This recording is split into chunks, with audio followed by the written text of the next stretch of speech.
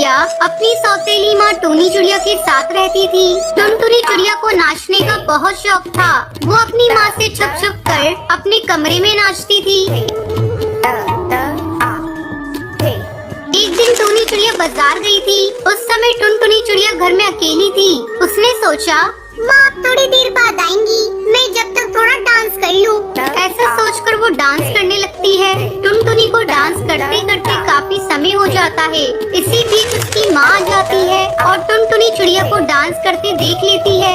अरे टुनटुनी चिड़िया, तू तो बहुत अच्छा डांस करती है। मैं कहीं किसी क्लब में जाकर तेरी नौकरी की बात करती हूँ। मैंने सुना है क्लब में डांस करने वाली चिड़िया को बहुत पैसे मिलते हैं। अब तू डांस करके पैसे कमाकर घर में लाएगी। अपनी सौतेली माँ की ये बातें सुनकर टुनटुनी चिड़िया चौंक जाती है। माँ, तुम ये क्या बोल रही हो? होश में तो हो ना? तुम मुझे क्लब में नाचने को कह रही हो? मुझसे ये काम नहीं होगा। क्या बोल रही है? नहीं नाचेगी?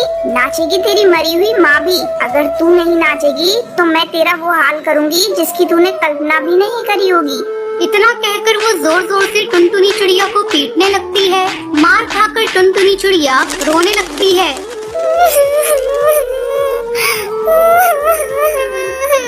मेरी कोई भी गलती नहीं है, फिर भी माँ ने मुझे इतना पीटा है। अगले दिन टूनी चिड़िया टुनटुनी चिड़िया को कड़कनाथ सेठ के क्लब में काम दिलवा देती है। अब टुनटुनी क्लब में नाचने लगती है। उसे जो भी पैसे मिलते वो उसकी सौतेली माँ छीन लेती। इस तरह 2 महीने गुजर गए। एक दिन कड़कनाथ सेठ का बेटा कालू कौवा विदेश से पढ़ाई करके घर वापस लौटता है। तभी अपने बेटे के घर आने की खुशी में कड़कनाथ सेठ एक पार्टी देता है।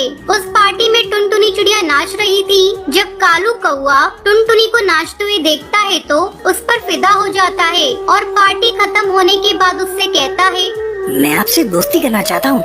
लेकिन आपकी और मेरी दोस्ती नहीं हो सकती।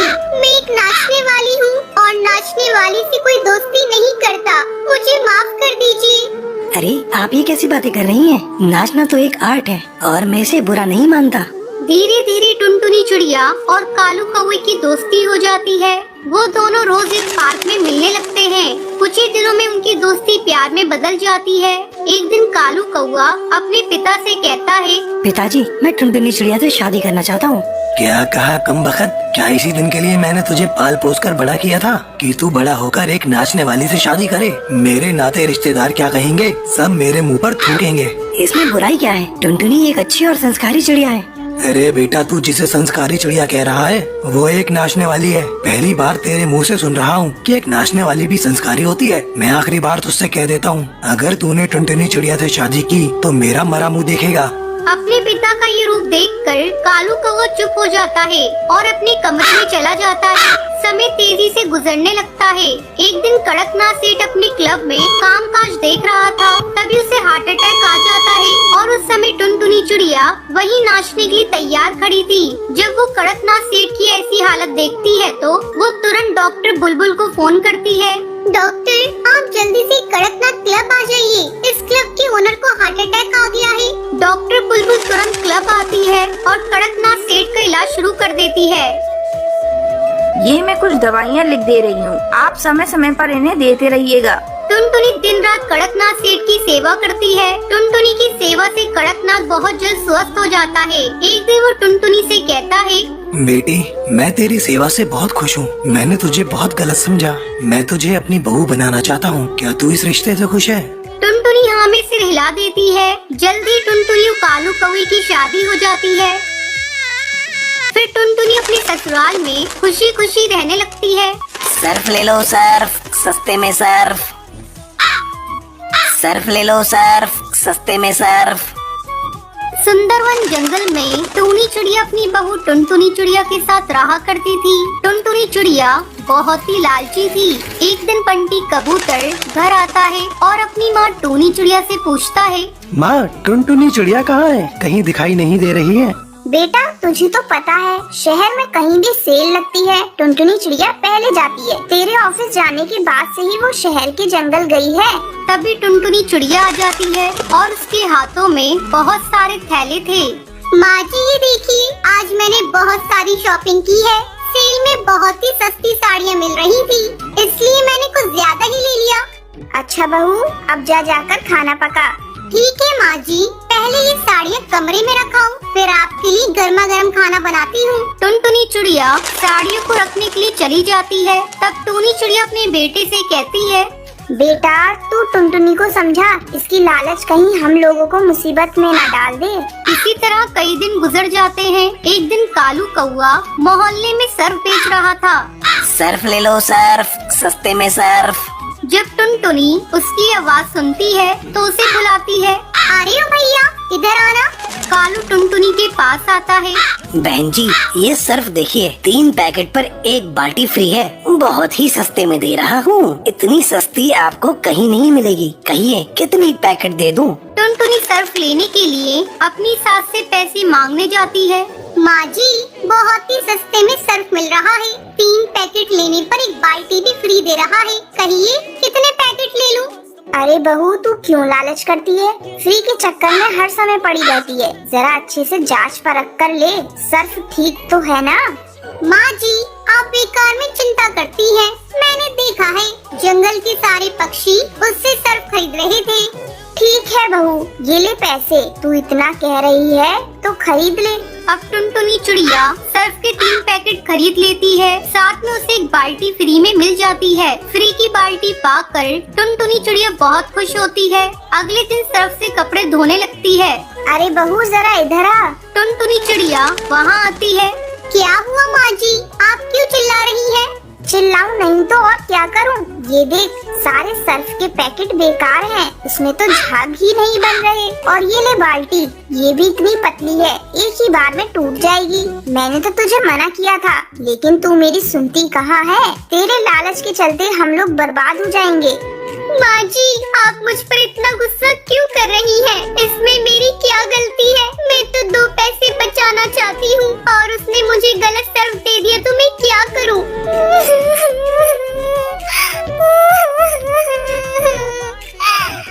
बहू, तू अपना रोना धोना छोड़। तुझे पता है ना, आज पड़ोसन के यहाँ शादी में जाना है। जा जाकर उस दिन जो तूने सेल में साड़ियाँ खरीदी थी ना, वो साड़ियाँ निकाल कर रख। आज उसे पहनकर हम सास बहू जाएंगे। ठीक है माँ जी, मैं अभी निकालती हूँ। टुनटुनी चिड़िया जैसे ही साड़ियाँ निकालती है, वो देखती है, अरे ये क्या? ये तो सारी साड़ियाँ फटी हुई है। अब मैं माँ जी को क्या कहूँगी? तभी टूनी वहाँ आ जाती है। टुनटुनी बहू, तूने साड़ियाँ निकाल दी? माँ जी, ये सारी साड़ियाँ फटी हुई हैं। मेरे लालच के कारण ही ऐसा हुआ है। मैं आपसे वादा करती हूँ, आज के बाद से मैं लालच नहीं करूँगी। ठीक है बहू, तुझे अकल तो आ गई, यही बहुत है। चल, मैं तेरे साथ बाजार चलकर नई साड़ियाँ लेकर आती हूँ। उस दिन के बाद से टुनटुनी चिड़िया लालच करना छोड़ देती है। ये बात जब बंटी कबूतर को पता चलती है तो वो भी खुश हो जाता है और फिर सब खुशी खुशी रहने लगते हैं।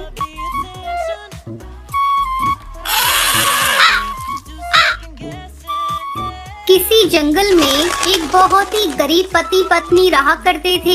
एक दिन टुनटुनी टुन्नू से कहती है, टुन्नू जी, लगता है इस बार अपने घोंसले की मरम्मत करवानी होगी। चारों तरफ से घोंसला टूट फूट गया है। क्या करूं? जब भी बारिश होती है मेरा मन डर से भर जाता है। टुनटुनी, मैं तो यही सोच रहा हूँ कि अपने घर की मरम्मत जल्दी से करवा लूँ, लेकिन क्या करूँ? मेरे पास अभी इतने पैसे नहीं है कि मैं घर ठीक करा सकूँ। चिंता मत करिए जी, ज्यादा चिंता करने से तबीयत खराब हो जाएगी। हम गरीबों का क्या है, 2 वक्त की रोटी भी अच्छे से मिल जाए वही बहुत है। घर ठीक करवाने के लिए तो पैसे चाहिए और वो हम लोगों के पास नहीं है। अच्छा, जो होगा देखा जाएगा। ईश्वर की कृपा होगी तो जल्द ही हम लोग भी अपने मकान की मरम्मत करा लेंगे। वो लोग रोज अपने टूटे फूटे घोंसले की मरम्मत करने की बातें करते रहते थे, लेकिन वो इतने पैसे जुटा नहीं पा रहे थे जिससे वो अपने घोंसले की मरम्मत करा सके। अचानक एक दिन जोरों की बारिश होने लगती है। टुन्नू, अब हम लोग क्या करेंगे? देखो ना कितनी तेज बारिश है। मुझे तो बहुत डर लग रहा है इस घोंसले में, कहीं कोई अनहोनी ना हो जाए। हमारी बेटी भी डर से बार बार रोई जा रही है। देखो, जोरों से बिजली चमक रही है और बादल भी गरज रहे हैं। मुझे तो बड़ा डर लग रहा है। टुनटुनी, डरो मत, जरूरी सामान बांध लो और चलो बारिश रुकने तक भाई के घर चलते हैं। उसका घर पक्का है, वहाँ किसी बात का डर नहीं होगा। हाँ जी, आप सही कह रहे हैं। लगता है हमें भैया के घर ही चलना पड़ेगा, वही ठीक रहेगा।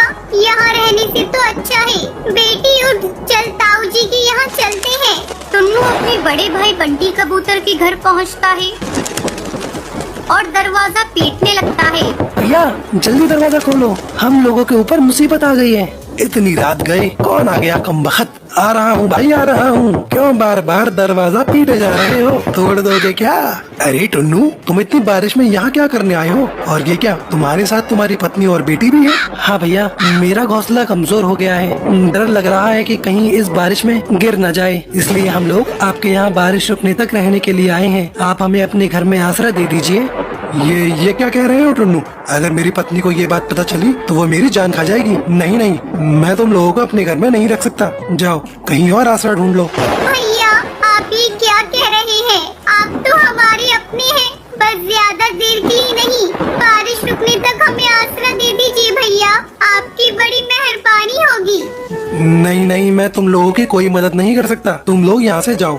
ये कहकर बंटी दरवाजा बंद कर देता है। हे भगवान, ये कैसी विडम्बना है, हमें अपना ही भाई आसरा नहीं दे रहा है। भगवान जल्दी से बारिश बंद कर दो। शायद भगवान ने इस गरीब की बातें सुन ली और बारिश थम गई। वो लोग अपने घर वापस जा रहे थे, तभी रास्ते में उन्होंने देखा कि एक पेड़ के नीचे एक धनवान कौवा निराश होकर खड़ा है। क्या हुआ भाई साहब, आप यहाँ उदास क्यों खड़े हैं? हाँ हाँ भाई साहब, क्या हुआ? क्या बताऊं, मेरी हवाई मोटर कीचड़ में धंस गई है और बंद हो गई है। अगर एक रात के लिए मुझे आसरा मिल जाता तो मैं कल इसे अपने नौकर को बुलाकर ठीक करा लूंगा। अगर ऐसी बात है साहब तो मेरे घर चलिए, लेकिन मेरा घर टूटा फूटा है। अगर आपको ठीक लगे तो आप एक रात गुजार लीजिएगा। अरे बहन, आप कैसी बातें करती हैं? घर टूटा फूटा हो या पक्का हो, आप मुझे अपने घर में आसरा दे रही हैं, यही बहुत बड़ी बात है। और आपसे तो मेरी जान पहचान भी नहीं है। ये कहकर फिर वो सभी टुनटुनी के घर की तरफ उड़ जाते हैं और कड़कनाथ सेठ एक रात टुनटुनी के घर गुजारता है और अगले दिन जाते समय वो कौवा टुन्नू को अपना कार्ड देता है। ये लो मेरा कार्ड, मेरी बहुत बड़ी फैक्ट्री है, मैं आपको वहाँ पर मैनेजर की नौकरी देता हूँ। आप जैसे नेक और ईमानदार पक्षी कम ही देखने को मिलते हैं। जितनी जल्दी हो सके आप आकर वहाँ पर काम संभाल लीजिए, मैं आपका इंतजार करूँगा। टुन्नू ये बात सुनकर खुश हो जाता है और 1-2 दिन के अंदर ही टुन्नू शहर जाकर सेठ की फैक्ट्री जाता है। टुन्नू, ये लो तुम्हारे नए घर की चाबी। फैक्ट्री के पास के पेड़ पर मैंने तुम्हारा नया घोंसला बनवा दिया है, तुम आज से वहीं रहोगे। और हाँ, अपनी पत्नी को भी यहीं बुला लो। ये खबर जब टुनटुनी को पता चलती है तो वो अपनी बेटी को लेकर शहर आती है और वो सभी खुशी खुशी रहने लगते हैं। सुंदरवन जंगल में टूनी चिड़िया अपनी बेटी टुनटुनी चिड़िया और बेटा गोलू चिड़ा के साथ रहती थी। टूनी चिड़िया अपनी बेटा और बेटी में बहुत फर्क करती थी। अक्सर वो अपने बेटे गोलू चिड़ा के लिए नए नए कपड़े और खिलौने लाती थी। जब वो पुराने हो जाते थे तो वो उसे अपनी बेटी को दे देती थी। उस दिन पटाखों का त्योहार दिवाली थी। गोलू चिड़ा अपनी माँ से कहता है, माँ, मैं दोस्तों के साथ पटाखे जलाने जा रहा हूँ, शाम तक घर लौटूंगा, तुम मेरी चिंता मत करना। तब टूनी चिड़िया कहती है, बेटा जा। अपने भाई को जाते देखकर टुनटुनी चिड़िया अपनी माँ से कहती है, माँ, मैं भी अपनी सहेलियों के साथ पटाखे जलाने चली जाऊँ। तब टूनी चिड़िया गुस्से से उसे डांटते हुए कहती है, तू बेटी है और बेटियां घर के बाहर जाकर पटाखे नहीं जलाती। चल चल कर घर का काम कर, सारा काम पड़ा हुआ है। माँ, तुम घर का सारा काम मुझसे करवाती हो और भैया केवल खेलता रहता है, उसे तो तुम कुछ नहीं कहती, बस सारा दिन मेरे पीछे हाथ धोकर पड़ी रहती हो। ठहर जा, तेरा बड़ा मुंह चल रहा है, रुक मैं अभी तुझे बताती हूँ। ऐसा कहकर टूनी चिड़िया अपनी बेटी टुनटुनी को मारने लगती है। धीरे धीरे शाम हो जाती है, लेकिन गोलू का कोई पता नहीं था। अभी तक गोलू घर वापस नहीं लौटा था। टूनी चिड़िया को गोलू चिड़ा की चिंता होने लगती है। वो सोचने लगती है, शाम हो गई, पता नहीं ये कमबख्त कहाँ है, अभी तक घर नहीं लौटा, मुझे जाकर देखना होगा। टूनी चिड़िया गोलू को ढूंढने के लिए जाती है। जैसे ही वो अपने घोंसले से बाहर निकलती है, वो देखती है कि कालू कौवा उसकी बेटी को लेकर आ रहा है। अरे कालू, गोलू तुझे कहाँ मिला? मैं इसी को ढूंढ रही थी। आंटी, ये शराब पीकर नदी में गिरा हुआ था, मैंने इसे देखा तो उठाकर लाया, लो संभालो अपने बेटे को। तब टूनी चिड़िया अपने बेटे से पूछती है, क्यों रे, तू तो अपने दोस्तों के साथ पटाखे जलाने गया था, ये शराब तूने कैसे पी ली?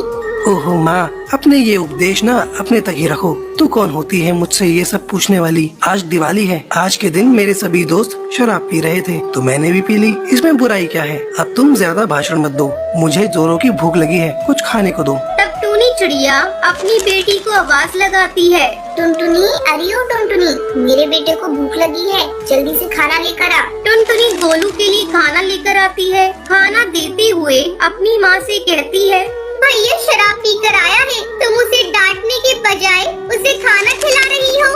तू होती कौन है ये सब बोलने वाली? अरे आज इसके दोस्तों ने जबरदस्ती इसे पिला दिया होगा। मेरा बेटा ऐसा नहीं है, तू देखना, जब इसका नशा उतरेगा तो वो मुझसे माफी मांगेगा। तभी सुंदरी कौवी टुनटुनी चिड़िया के घोंसले में दिवाली की मिठाई खिलाने आती है। दिवाली बहुत बहुत मुबारक हो टूनी चिड़िया, आओ मैं तुम्हें मिठाई खिला दूं। थोड़ी देर तक सुंदरी कौवी टूनी चिड़िया से इधर उधर की बातें करती है। तभी टुनटुनी चिड़िया दही भल्ले लेकर आती है और सुंदरी कौवी को देते हुए कहती है, ये लो आंटी, दही भल्ले, इसे मैंने बनाया है।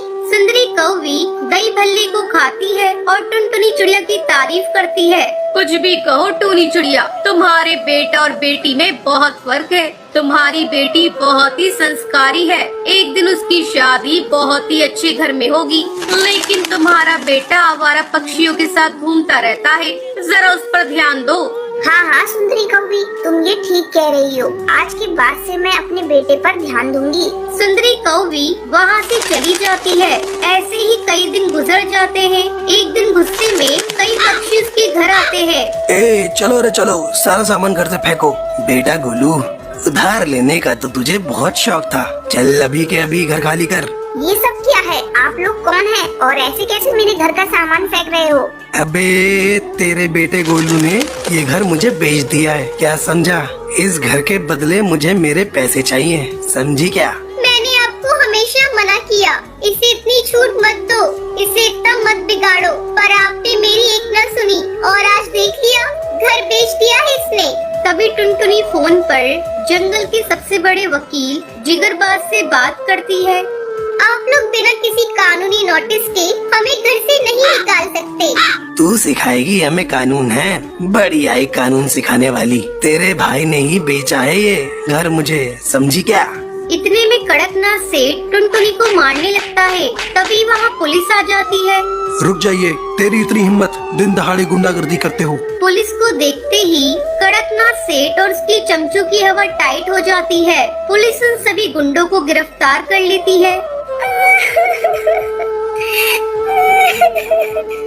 मेरी बच्ची, मैं तो तुझसे नजरें भी नहीं मिला सकती। जिस लड़की के पैदा होने पर मैंने शर्म महसूस की, आज उसी बेटी ने मेरा सर झुकने से बचा लिया, और जिस बेटे पर मैं अभिमान कर रही थी, वही आज मेरी इज्जत नीलाम करने पर तुला हुआ है।